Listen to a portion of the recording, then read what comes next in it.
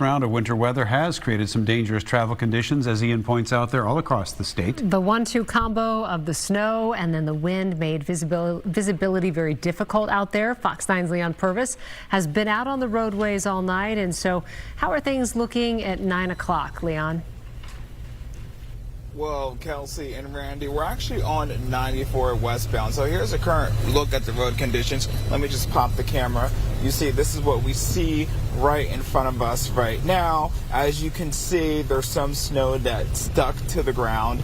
And, you know, if you're driving around this area, please be careful because we're unsure where the 6 spots are. But as you can imagine, a lot of people have been driving around here tonight. And some people we talked to say driving in the snow wasn't fun, but not that bad. They were expecting more snow, but the snow we did receive became a big problem once powerful wind gusts whipped it up. It hasn't been inherently terrible. I'm not very much of a fan of the swerving back tires. It causes me a little bit of panic. It's kind of okay. The snow plows are already out, but they're not really doing anything. They're just locating to convenient places. But the snow is kind of like just blowing off the road when the vehicles travel over it. So roads are still good at the moment, but the temperature's dropping and snow still coming down.